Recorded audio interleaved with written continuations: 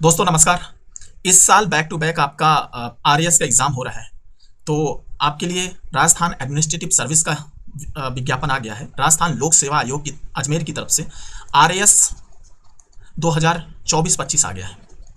ठीक है, ये पहले कई कई सालों बाद होता था, पर इस बार इन्होंने बहुत टाइमली इसका प्रकाशन किया है। तो जो लोग राजस्थान सिविल सर्विसेज वाले एग्ज़ाम देना चाहते हैं वो सारे लोग इस फॉर्म को भर दीजिए। आपकी वैकेंसी 733 है, जिनमें से राज्य सेवाओं में 336 है, 346 है और अधीनस्थ सेवाओं में 387 है। दोनों का विज्ञापन एक साथ निकाला गया। इस हिसाब से टोटल 733 वैकेंसीज निकाली गई हैं। अब इसमें राजस्थान प्रशासनिक सेवा यानी जो एसडीएम होते हैं उनकी कुल वैकेंसी 28 है। राजस्थान पुलिस सेवा की 50 वैकेंसी है यानी डिप्टी एसपी की। उसके बाद लेखा सेवा की 109 वैकेंसी सबसे ज़्यादा इसी की है। राजस्थान सहकारी सेवा की 12 है। राजस्थान नियोजन सेवा की 3 है। कारागार की 0 है। राजस्थान उद्योग सेवा की 2 है। राजस्थान राज्य बीमा सेवा की 3 है। राजस्थान वाणिज्य कर यानी ये कॉमर्स कमिश्नर है जो कि 59 वैकेंसी है। राजस्थान खाद्य एवं नागरिक रसद सेवा 7 है। पर्यटन सेवा में 0 है। इसके बाद में राजस्थान परिवहन सेवा में 2 है।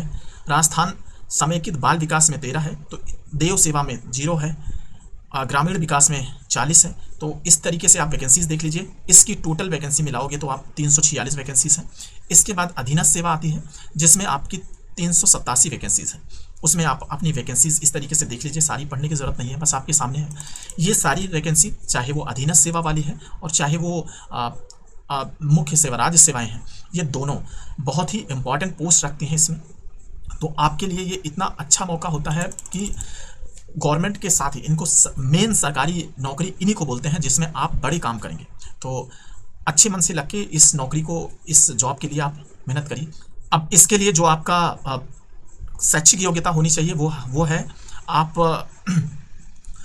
ग्रेजुएट होने चाहिए। और ग्रेजुएट में भी जो लोग आखिरी वर्ष में हैं, जो आखिरी साल में है यानी ग्रेजुएशन का फाइनल ईयर है, वो लोग भी इस एग्ज़ाम को दे सकते हैं। बस ये हो कि वो इसको क्या है, मेंस होने से पहले उसको शैक्षणिक अर्हता का सबूत देना होगा। तो जो लोग ग्रेजुएट हैं या ग्रेजुएशन के लास्ट ईयर में हैं वो सारे लोग ये फॉर्म भर दें। एज लिमिट 21 से 40 साल की है और इसमें कुछ जो छूट रहती है वो रहेगी। 5 साल की छूट पिछड़ा वर्ग अति पिछड़ा वर्ग के लिए है। महिलाओं के लिए 10 साल की छूट है पिछड़ा वर्ग और अति पिछड़ा वर्ग के।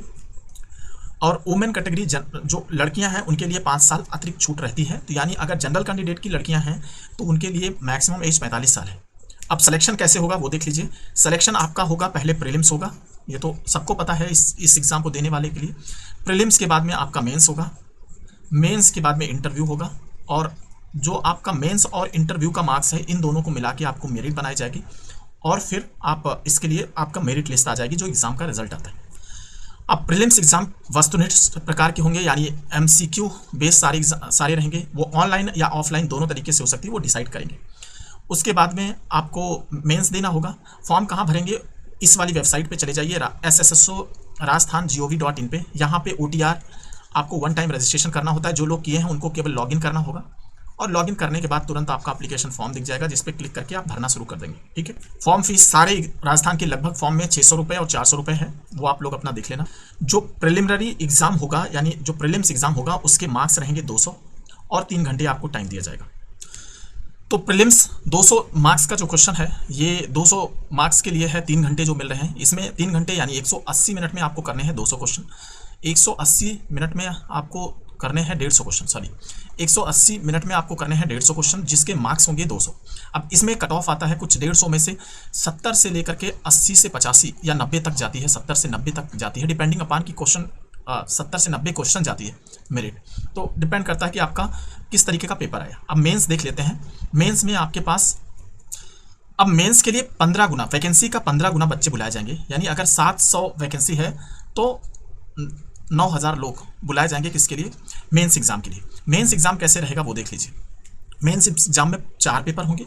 जनरल स्टडीज़ 1 जिसमें हिस्ट्री रहेगी, ठीक है, इकॉनमी रहेगी, इस तरीके से रहेगा। इसमें पेपर 2 जनरल स्टडीज़ पेपर 2 रहेगा जिसमें आपका साइंस रहेगा, ज्योग्राफी रहेगा। 3 में आपको मिल जाएगा पॉलिटी, पब्लिक एडमिनिस्ट्रेशन, योगा, ये सब हो जाएगा। और पेपर 4 में हिंदी और इंग्लिश रहेगा। इस तरीके से सारे पेपर 200 नंबर के रहेंगे। 3 घंटे हर एक पेपर को दिए जाएंगे।